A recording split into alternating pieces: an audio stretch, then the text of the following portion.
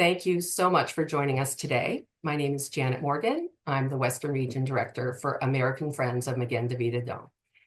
Thank you so much for joining us. We have supporters and participants from all over the country with us today. And many thanks to all of you who submitted questions when you registered. We've incorporated many of those questions into our topics and discussion points for today. And of course, thank you so much to our esteemed panel for their time today. During today's webinar, we will explore the effectiveness of resilience training in disaster recovery. Our guest experts from Magen David Adom will discuss lessons learned from Israel in the aftermath of the horrific October 7th attacks and the program they have developed to help encourage and develop resiliency in our brave first responders.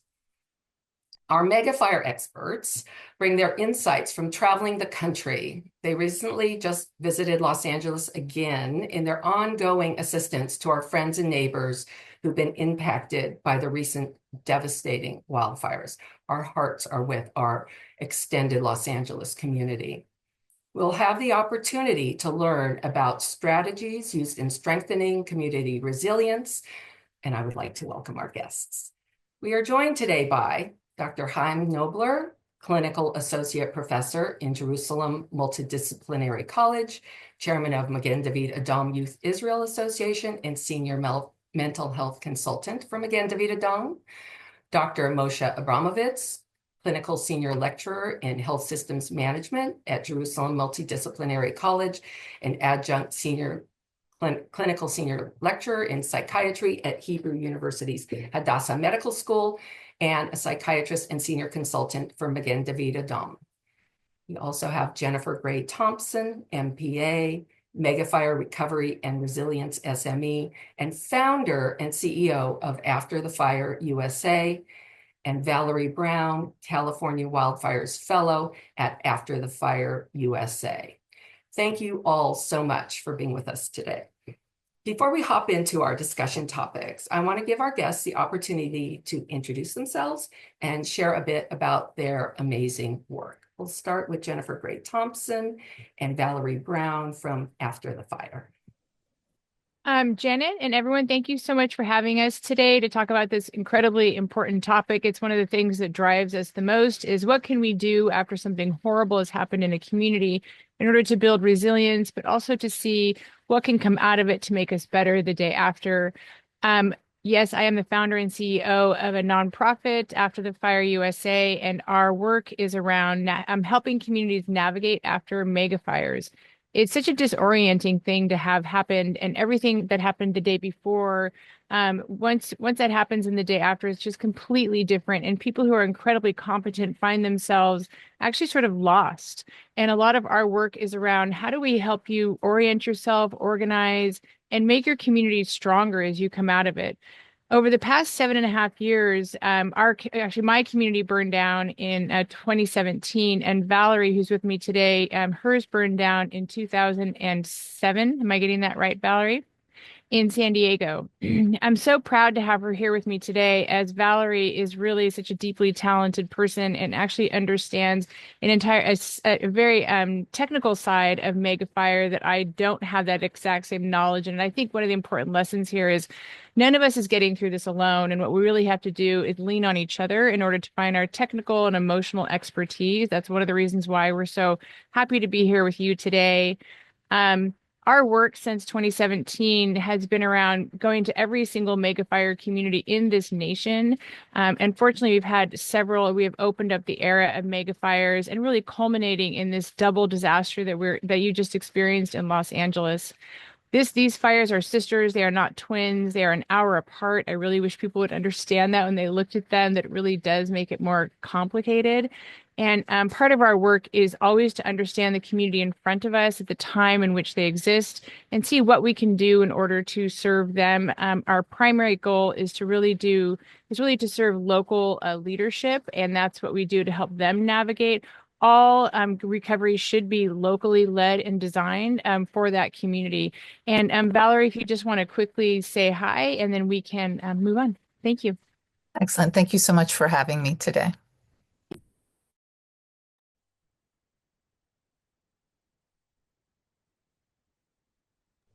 Great. Thank you so much. All right. And now I'd like to turn it over to Dr. Abramovitz and Dr. Nobler to introduce some of the incredible work that they're doing and have done with Magen David Adom.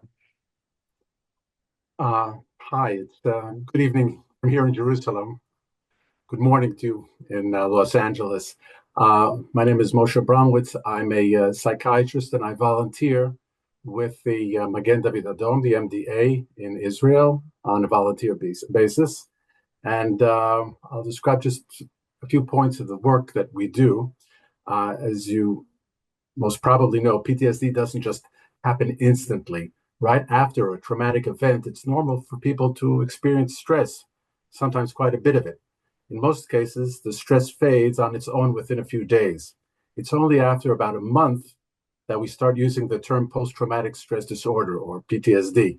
What we aim to do is to prevent it from developing into a full-blown syndrome and help reduce the impact of the initial exposure. Since the year 2000, Magen David Adom has been running a PTSD prevention program specifically for first responders to help cope with the stress and the traumatic events. The program is built around three key stages.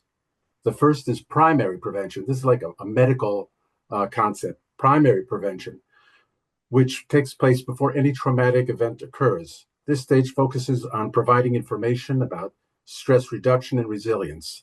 We also train our teams to run simulations, especially with our youth volunteers.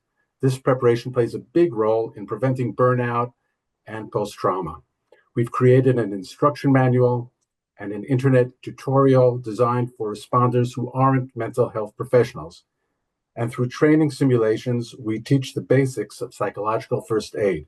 The idea is to provide a foundation for personal resilience and strengthen the overall sense of teamwork and cohesion within the organization. Next, we have secondary prevention, which happens right after the traumatic event. Magen David Adom has developed psychological guidelines to support our teams during debriefings. We do debriefings after witnessing traumatic events. These debriefings are an important step. They help responders process what they've experienced before the stress can build up. Secondary prevention also includes identifying high-risk groups.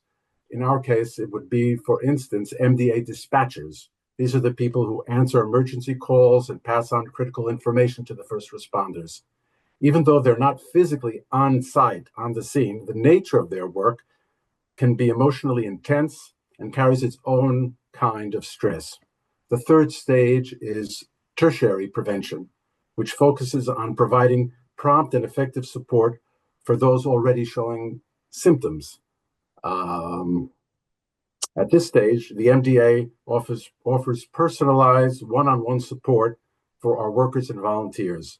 This can happen through referrals or self-referrals, making it much easier to spot early signs of distress and deal with them. I think that's about all for now. I'll hand it over to Chaim. Chaim? I'm Chaim. Thank you, Moshe. We work together, we volunteer together. So everything that Moshe said is exactly what we are doing. I want to emphasize what you are doing also in your work, helping the communities, because we emphasize the community togetherness. We want, after any trauma, the staff, the team, even if it's a small team, after a traumatic event, we want them, and we make sure that they do this, we want them to do what Moshe said, a debriefing, which is mainly being together, speaking about the events, feeling that they all shared the same trauma, and if you share the trauma, then you can speak about it with the people that were there. We learned this also from the military, and we basically learned this from Holocaust survivors. And if we'll have time later, we can speak a little bit about the good experience of the Holocaust survivors about their traumatic events, which is a surprising story. Great. Thank you so much. I thought we'd kick off our conversation today, and it feels like a natural place to begin, and it's already been alluded to when addressing topics like terrorism in Israel or destruction caused by wildfires, the idea of working with individuals and communities that have experienced significant communal trauma. The question is, how do you approach collective grief that emerges in these communities? And what strategies have you found effective in communal healing? Valerie, is this a question we can send to you? Absolutely. I'm happy to take a stab at it. So in previous megafire communities, they tend to strive for something to create that sense of community that's been shattered by that disaster. And so some communities come in with really simple just gatherings. Breaking bread with people is very powerful, pulling them back together.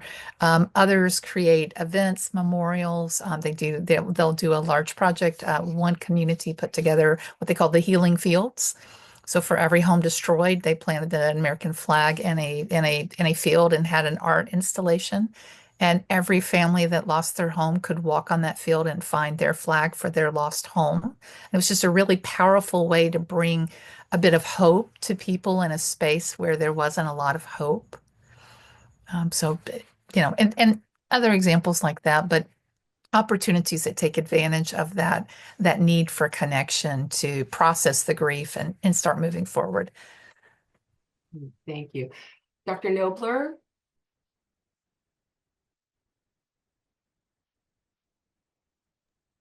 Hope and the optimism is a basic step because, first of all, sometimes even the facts are important. The facts are that after a trauma, even a major trauma, the usual reaction is not becoming post-traumatic. It's not being clinically mentally ill or mentally disturbed. And people develop what we call today post-traumatic growth. And post-traumatic growth is a higher appreciation of life, better relationships with people, seeing new possibilities in life, feeling yourself more strong personally, and even having a spiritual change, or people become sometimes religious. Coming back to Holocaust survivors, many of them stayed religious, and in the community in Israel, you found in the past, among the first generation of the survivors, a majority of religious Jewish people, meaning that even spiritual change or strength is important. So you can tell the people that they can be optimistic. You can tell the people that following trauma, you'll get better. And there is a good news for the fire victims, because if a trauma is not man-made, if it's not like we had in Israel, this terrible pogrom that we had, if it's not man-made, if it's a natural disaster, people can accommodate even better. So hope is a basic thing that you must consider, and you must tell the people to have hope and to know that they'll become even with a post-traumatic growth. Moshe. Well, I would just add that it just reminded me when you talked about communities of what happened to the communities after the October 7th attack, both in the north of Israel and in the south. We had thousands upon thousands of evacuees, people who had to suddenly leave their communities and everything familiar. to help the Israeli government, working with local authorities, put them up in temporary guest houses, hostels, hotels in cities like Eilat, Tel Aviv, Jerusalem, and even hotels near the Dead Sea. In some cases, entire kibbutzim and towns were relocated or actually transplanted to a different area. The main thing was to keep some kind of a stability within the community.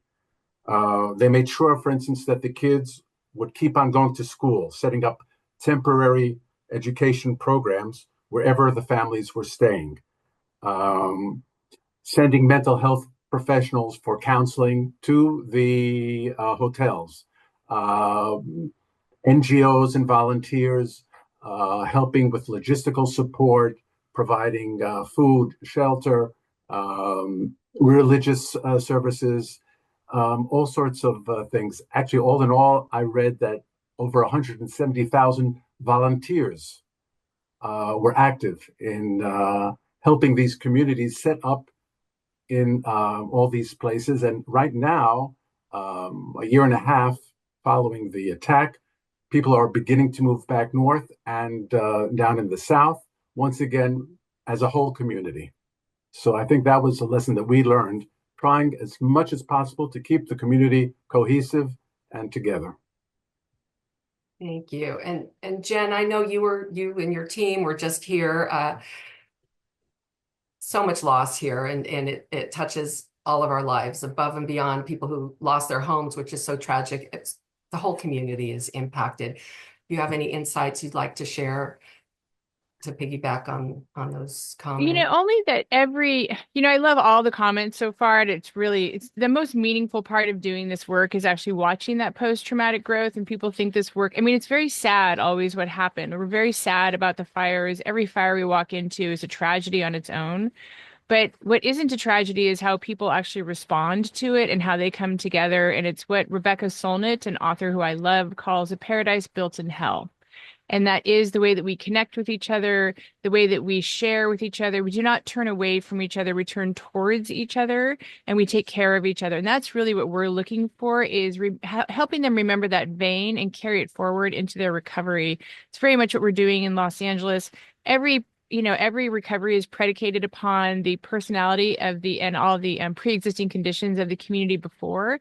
And so in Los Angeles, a lot of our work is around learning the community deeply. We respect every community we walk into deeply, and then helping them actually harness what's so positive about their community, but also maybe make adjustments in the way that they need to for recovery. In Los Angeles, one of the things we've noticed is that there's so many hyper-competent people there who really do love the place, but hyper-competency can also lead to hyper-competitiveness. And so we're advising them to channel their competency and leave behind the competitiveness and only compete against the disaster itself, because there is so much talent, but it does require collaboration. And that's such a beautiful opportunity to actually come together as a community and really even transform some of the things that maybe they wish were different before into a reimagined community after. So that's been a big goal of ours, and we really feel like we're being heard around that. That's so great. Thank you. A follow-up question to you, Jen, based on that. So following a disaster like the mega fires in Palisades and also in Pasadena and Altadena, and same for our colleagues in Israel who are striving to deal with what they see every single day, particularly after October 7th. It can feel hard to understand a person or community's inherent ability to recover and move forward. So are there specific techniques and strategies that you deploy with disaster victims to recognize, per your earlier comment, recognize and utilize their own inner strengths? Are there tools? How do you go about that? The first thing we do is that we don't walk in as heroes or saviors. And I think that's really important. And I am very intentional when I look at the fire and the community before then. Unfortunately, we have a huge network now of fire survivors whose leadership skills I really respect and admire. And I love how they stood up for their own community. So as we walk in, we're not just helping them with the fire. We're actually survivors who've walked through it before. And what I hear most often in every community is that what we bring is hope. We have walked through the fire literally and out the other side, and many of us have rebuilt, but I'm also really conscious to bring people from like Maui, who's only about 20 months out, to our community, which is about 7.5 years, and Valerie, who's, 18 years out. What we want them to know is that they can get home, and often that's what they need to hear. They feel so overwhelmed by what they're seeing and what they've just experienced. But what we can tell them is, you can get home. We will walk alongside of you.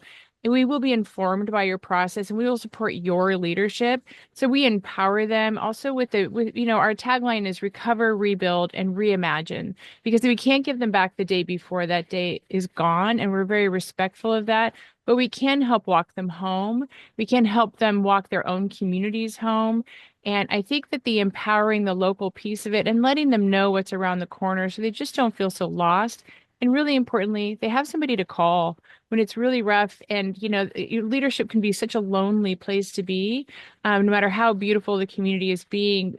Being a leader is lonely. And this way, they also have a whole network of other leaders that they can call whoever they connect with. It's also why we convene them once a year in Sonoma to talk about these issues. Great. Thank you so much. Dr. Abramovitz, techniques, strategies. I know you have a whole program. Do you have some key elements you can share with our viewers today about the programs you're doing with Magenta Vita Dome? Well, yeah, I think perhaps I should explain a little bit about the debriefing sessions, because that might be applicable to other situations. I'm talking about sessions that are convened with intact teams. It could be a first responder team, or people who are affected at a certain community or kibbutz or synagogue, and people who have collectively experienced the same traumatic event, enabling the formation of a cohesive and uniform narrative that they can all share of what happened. This often eases feelings of guilt, like wondering, why couldn't we save them all? Why couldn't we help them all? For example, one team member, I remember, of first responders of the Magen David, shared that a victim that they resuscitated, whose outcome was unknown by the others, had actually recovered and was now doing well in the hospital after surgery. So something like this would alleviate feelings of guilt, and I think that this is the kind of thing that we get very good feedback, very positive feedback, in that the feeling that somebody else is listening. We're not alone in this, and my feeling is shared by others, and my experience has been shared by others. And not everything that I did was wrong. I think I got a lot of positive feedback. People are telling me that what I did was actually very good and very beneficial. So this is one thing that we've learned and we've implemented in our teams. Thank you. Thank you so much. Pivoting to a slightly different question, and I'll give this one starting with Valerie. We've seen that traumatic events can have both immediate and prolonged effects on communities. We've touched on this already. How do you differentiate approaches when addressing the immediate aftermath versus supporting longer-term recovery and rebuilding? And as stated, Valerie, you've been a long time survivor of a tragedy. Yes. So, to start with at the beginning, you're really focused on those immediate needs, whether they be, physical, social, emotional. And when you pivot into that long-term recovery, it really is to go back to that concept of hope, right? You're trying to help people break it down into bite-sized pieces they can process and manage. Because no matter what the disaster is, it's incredibly overwhelming. They lose their sense of self. The rest of the world, at some point, seems like it hits the pause button and moves forward, and they're stuck. And so giving them the hope and the tools to break it into those smaller pieces is really, really helpful. And a lot of the tools that we're looking at in longer term recovery is, a lot of it is just breaking down what the gaps are, what those needs are, aggregating the data so that you can serve the most people with the most resources in the mental health and emotional support space. A lot of it is providing every modality imaginable that you can bring to the table to meet people where they are. And then understanding, quite frankly, I'm 18 years out from my disaster. When the winds pick up the way they did in Los Angeles on January 7th, I don't sleep. I am a nervous wreck because that's what I had, 100-mile-per-hour winds blowing on my house, and the fire blew into my neighborhood. That smell will take people back. There will be triggers that they don't even know are triggers. After my fire, we did a community building event. We did a camp out. We had one of our tribal partners provided a campsite, a campground, and we had a private space with everything catered. It was a lovely retreat to nature to give people that opportunity. And the kids were so excited to roast their s'mores, make their s'mores and roast their marshmallows. And as soon as the fire was lit, the screaming started, and everyone with kids had to drive home to their temporary house because that flicker of light triggered for them and they could not console their children. And a lot of times we don't even know that we have those triggers. And so taking the time and the space to dive into the support you need to help you move forward and build that personal resilience and that post-traumatic growth so that you are in that better space is very much key to moving forward. Thank you so much, Valerie. Dr. Nobler? I think that even in the acute phase, and of course later in the rehabilitation phase, we try to work as you do through the leaders of the communities, the community leaders, because you don't have enough psychologists, psychiatrists, psychotherapists to sit with every victim of a tragedy or of a trauma. And there's no need to do it if the people are not symptomatic. On the other hand, if people are symptomatic, then we have to try to get them as fast as we can to therapy if after 3 days they're not functioning. So usually we tell the victims of acute trauma, you're normal people. You react normally to a situation that is abnormal. Everybody wants to hear this, even if there are chronic post-traumatic patients. They like to hear that they are not crazy. They are reacting normally to an abnormal situation. But we use the community leaders because if you strengthen the community as you do, then you're better off. That's the right way to do it. If we feel that the trauma is too big, like we had in October 7, 23, then we try to locate the people that are at risk. And Moshe, myself, and other leaders of the program, we went to specific places, to specific stations of Magen David Adom, near the Gaza border, and we sat with the staff. We sat with 50 people each place. And later we did this by Zoom because today you can reach out to people even if you're not there. And you have to locate the people that are at risk to become post-traumatic. Moshe, would like to speak a little bit about that? Well, yes, I think what we tried to do was we created some kind of an outreach experience. We contacted the first stage of the first wave right after October 23, about 1,300 MDA employees and volunteers, mostly from the Negev and the South.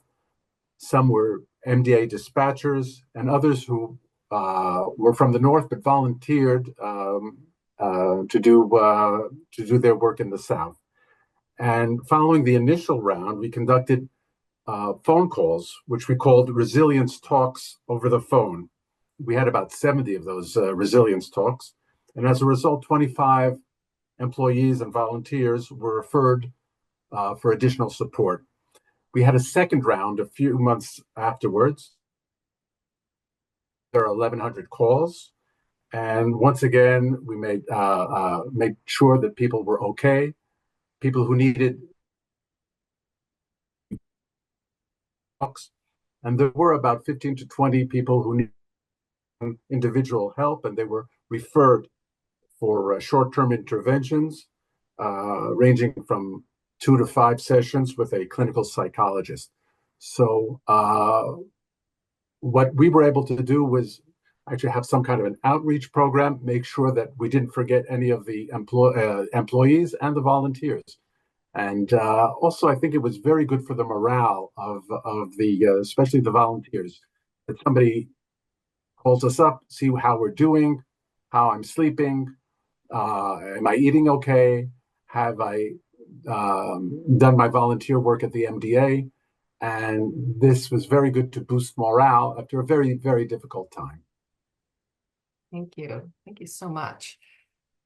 With the time we have left, we love to check in with our participants to see how we can integrate your insights and experiences, how people can integrate that into their lives when dealing with challenging or even traumatic situations in their own lives as a takeaway. And this came up in some of the questions that were sent to us via registration. So we've come around to the topic of prevention as a critical component of resilience. Can you briefly discuss how to incorporate preventive measures that might mitigate the impact of future disasters and how these efforts contribute to the overall resilience of the communities you serve, and perhaps how people today, a takeaway, small one, might contribute to a strategy for their own life? And I'll send that one over to Jennifer, please. This is a little bit of a complicated question because, what we encounter in the world of prevention is there has to be an incentive to prevention. And if you don't see the disaster coming and nobody seems to see it coming, then it's hard to incentivize to prevent something that hasn't happened to you yet. Unfortunately, it's more often that we have these mega fires or even all climate-based disasters. I do think that it will become inevitable for communities to invest in resilience, but we have to actually invest in it from a government point of view as well. And unfortunately, all of those funds were just taken away from the BRIC program here, but I do think they will eventually be restored. The way you can do it is just some basics around your house. Look at Wildfire Prepared Home from ibhs.org. There's some basic things you can do around venting is really important. Remember that all megafires are wind events and that they spread through ember cast. It is not this simple orderly thing where it's like a ball of fire lands on your house and instantly it's down. Your house can actually pretty much withstand a lot of that if you have 0 to 5 feet of clearance around your home. You can treat your decks with, basic fire resistant chemicals. And they're not toxic. There's so much that you can do, but you do have to educate yourself and your community. There's many programs like Firewise Communities. Another thing is it's not just about the hard infrastructure and making sure that how we live is different, because we can live differently and more resiliently. So we're not passing this fire from house to house to house. It's also about soft infrastructure, which is community preparedness. There are tons of programs out there and trainings you can do. One of the things that we learned in 2017, our mega fire took 8,900 structures across 4 counties. Well, unfortunately, in 2019, we had 2 more, and in 2020, we had yet another one. But I can tell you that the combined totals of all of those, after the 3 fires, was less than the first fire, because we as a community learned to evacuate. We learned to not wait. And I also want to say that every time I see one of those stories about people saving their neighborhood with a garden hose, I actually want to scream. Because most people, that is not possible. Even with a hydrant, it is not possible. Those are not meant to stop a mega fire. Mega fire is a high wind event. They're extremely dangerous. And unfortunately, where we find a lot of fatalities is in driveways and garages. The other thing you can do is make sure your garage door has a battery backup. Do you have a metal gate? if you have a gate or any kind of gate on your property, it should absolutely have a battery backup because everything is de-energized during a fire. So if you think about that, what if I didn't have cell service or energy? What could I do as a community member to partner with first responders to make sure that I'm getting out early and I'm not trying to be on the news with a garden hose later? And I understand that those people are doing the best that they can, but I'm afraid that that turns into a best practice scenario. So there's just a couple of things. Um, uh, Dr. Abramovitz, for the prevention of the, from the resiliency perspective for our first responders with Magen David Adom, are you putting things in place with their new program? It's not new, with your program to help build that muscle for them? Yeah, well, I'll just give a few points that we learned, our experience here in Israel. One of the things is a sense of solidarity and cohesion. It's very important for people to have a sense of belonging. Okay, one of the panelists talked about feeling lost. It's very, very important that people feel a part of something bigger than just myself, a family, a community, a congregation. Secondly, what was the meaning of it? What happened? How do you make sense of what Chaim talked about, a pogrom, or in other cases, a terrible fire, disaster? Um, Restoring some kind of sense of control to the individual. What was my role in the crisis? What does it mean for me? What did I do? And constructing a positive narrative, a personal story. Okay, how did I get through this? What was my role in this? And somehow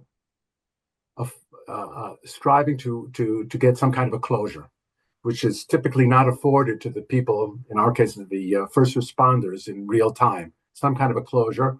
Um, how to put this all in perspective, and seeing what happened with this person, what happened with that person, how am I feeling better, what does it mean to me? And for specific individuals showing signs of impaired functioning, of course, individualized support, which is needed. So those are the points I would say that we learned. Great, thank you. And in these last few minutes, we have Dr. Nobler. Any additional thoughts or observations you'd like to share with our participants? I think that it's now generally known from Israeli and American and other people that studied the subject of trauma, that being prepared, feeling that you are in control, that you know what to do, exactly what you said just now, Jennifer, that you know what you have to do in case of a fire. In Israel, we know what we have to do if there is an alarm now. If there is now an alarm, I'm not alarmed. It's not nice, but I know exactly what to do. So Israelis, during the last years, what can we do? We are alarmed, but then we know what to do. So if you are prepared, and if you prepare yourself for traumatic events, then you become resilient. And we know this from the history of the Holocaust survivors, that were survivors that survived because they were resilient, and they became more resilient because that's what happens after a trauma. But I would not recommend living in constant war. So maybe it's better not to have fires and not to have wars. That's my best solution. I like that one. Thank you. Valerie, any last thoughts before we wrap here? I think just to build on what's been said, that idea of personal preparedness. And so when it's not just the physical and the emotional, it's also the financial. That's a big reality for folks, especially with a wildfire, is an incident happens and help may or may not be available, but it's going to take a while to get there. So having a financial plan, having your documents backed up, All of those things are very helpful, and it will eliminate some of the trauma you have going through recovery because you're not having to recreate and stretch. You have it covered, and taking that stress off is very helpful during this process where you are on overload. So financial reserve, knowing, having your backup documents stored elsewhere, knowing that you have adequate insurance, not to belittle that, but that's a huge concern with our wildfire survivors and any mega fire. It's just they find themselves significantly underinsured. And then knowing you have the financial means or the resources to help take care of your family and position yourself while you're waiting for those resources to become available. Perfect. Thank you. Sorry, And Janet, videotape your home. Do this. One of the most traumatizing things that happens to people after a fire is contents and accounting for every pencil, every shoe, every knickknack in your home is really so re-traumatizing. It's one of the worst parts of recovery. And so if you videotape your home every year, open all the drawers and the closets, it really does remove a lot of that stress. Yeah, and store it in the cloud, not in your home.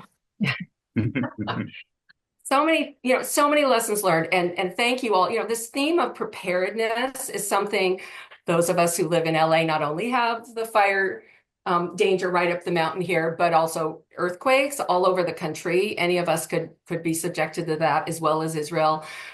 Magen David Adom is famous for preparedness in general. It's one of the things that our organization is known for. So I think that theme and that empowerment of being prepared is a wonderful thought to end the formal part of our program today. And with that, I'd really like to thank our guest experts, not only for joining us and for the incredible work they do, but for the lessons learned and the lessons we'll continue going forward.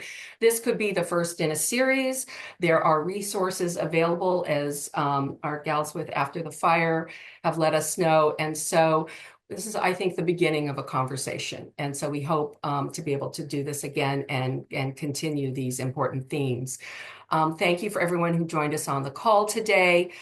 Our next event with American Friends of Magen David Adom in Los Angeles is going to be a community event at the Saban Theater on Sunday, May 4th. Many of you may have already received e-blast invitations, and we'd be happy to share more information about that event with you. It will be featuring Jonathan Conricus and Jackie Karsh in a conversation about current events in Israel. It should be quite dynamic. We hope to see you there. So anyone who lives in LA or is planning to visit, please visit afmda.org/LA-conversation or follow the link in the post-event email you'll receive to get more information and to register. Thank you again, everyone, for joining us today, and we really appreciate your time and the wonderful work that our panelists do. Thank you.